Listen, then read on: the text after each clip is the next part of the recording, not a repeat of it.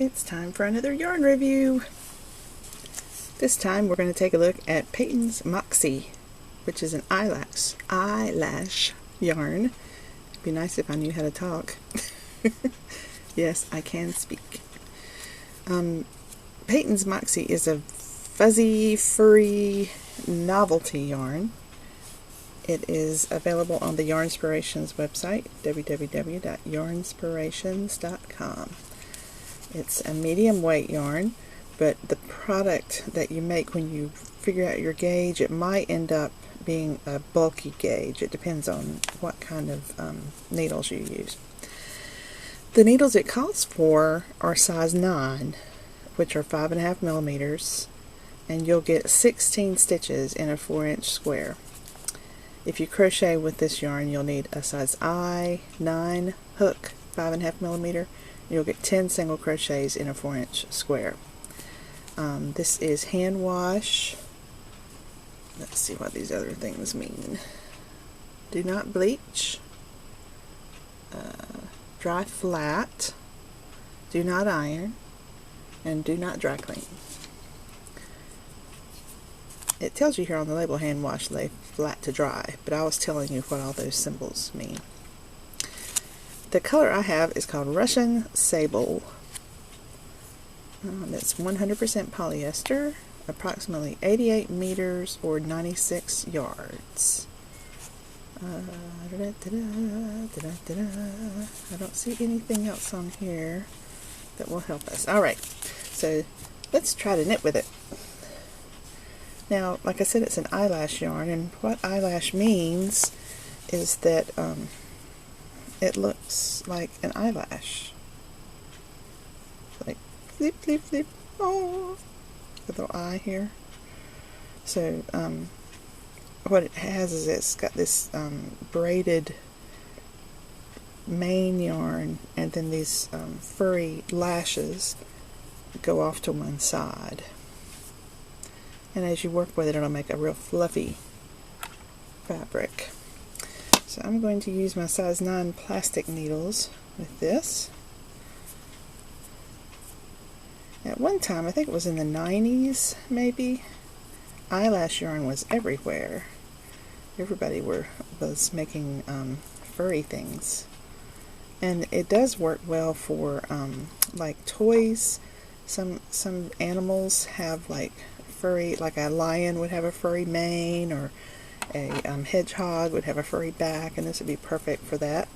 Or you could use it for a trim on a scarf, or and back in the 90s and the early 2000s, we would make a whole scarf just with this yarn, and it would make a really fluffy, furry scarf. It was fun to wear. They were in all kinds of colors, and you'll probably still see some of those today. You can use this to make a collar at the top of a sweater, or along the button band of a cardigan would be good, or around the bottom of a skirt.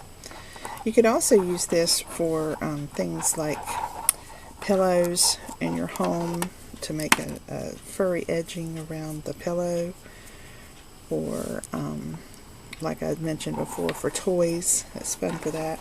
It also is good for if you're making a felted purse, then you could add some eyelash yarn like this up at the top, and when it gets felted, it'll pull it in even more compact, so that the top will have a lot of fur, because it'll bring the stitches in closer together as it's felted. Some people like to do that. They'll mix in some eyelash yarn like this with some wool yarn at the very top of a purse, and it adds a furry accent. So it knits well. Let's try to purl with it, which really is not even necessary to ever do, because every stitch is going to look the same in this. The only reason I would think would be good to purl would be if you wanted all of your fluff to be on one side and more of a smooth texture on the other side. so that if you purl this way, most of your fur is going to stick out this direction. And when you get to the other side, if you knit, then most of your fur is going to go out to the other direction. And that way most of your fur would be out on that one side. So I've seen a lot of people do that. There. Got pulled around.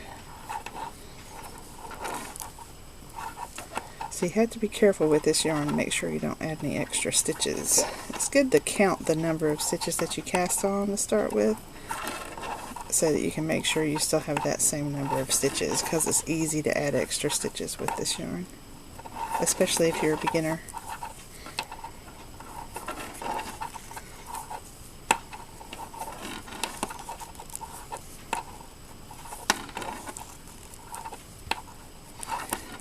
I think I made about 400 scarves with this yarn before. Not this exact brand, but with eyelash yarn. My mother kept saying, I need another scarf, I need another scarf. She was so funny. Alright, so if you do it that way, then most of your fur will come out on this side of the garment. So if you knit, if you do stockinette, knit a row, purl a row, knit a row, purl a row, then most of your fur will come out this way. And then when you're working on the purl side, you see that the fur is going out the other direction. See what I'm talking about?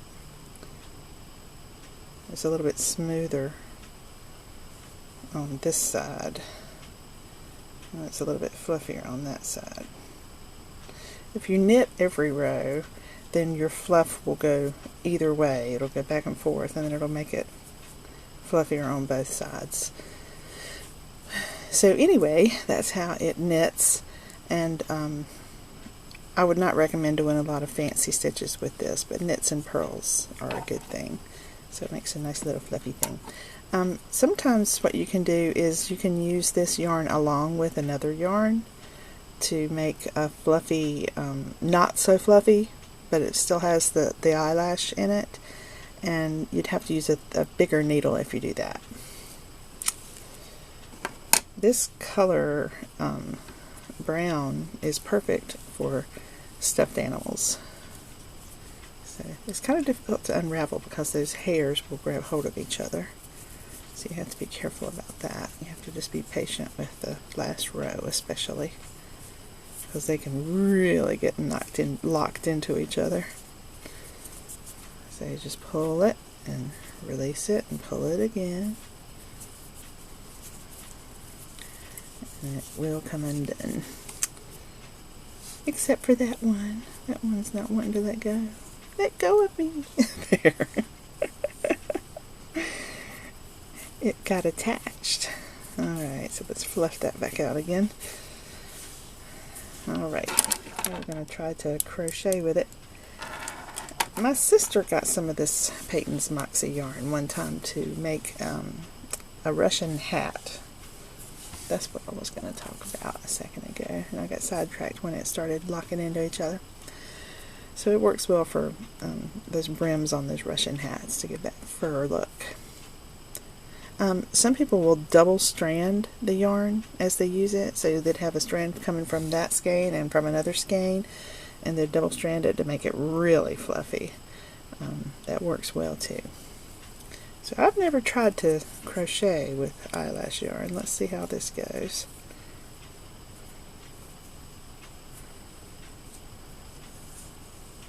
I have a feeling it's going to be difficult to see the stitches.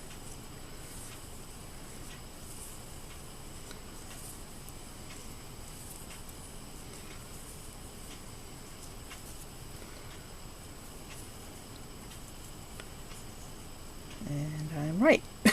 It's like next to impossible. You have to just feel it and make sure you're going under the thick strand. It would be easy to work a crochet thinking that you're going under, but you're actually just going under some of those hairs. So make sure you're actually going under that black strand, the thicker strand that holds the yarn together. So there's single crochets here, and I'm really just going by the way it feels. And I would think it would be really easy to do an increase by mistake and work in the same stitch that you just worked. So once again, I think this would be easy to add stitches by accident, so it's not really a good yarn for beginners. Alright, so that was one row. Fluff. Now I'm going to try double crochet. I can't think why you'd want to do double crochet, but we're going to try. With this yarn, I think double crochet might not be necessary. I think just singles would be fine, but it is working well with doubles, and I'm able to feel those stitches so that I can work into them. And double crochet might be a good way to go with this because it would make the fabric go quicker. There.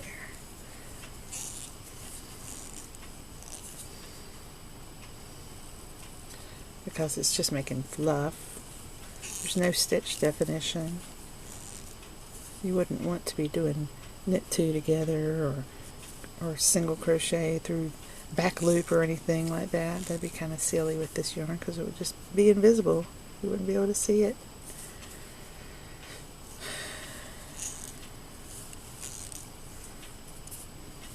There. So it does work for double crochets, and you really can't even feel those holes between the double crochets. So if you want to make a fast scarf with this, you could make double crochets all the way and it would be fine, because it looks the same whether you do double crochet or single crochet, and the fluff goes out both directions equally. There you go.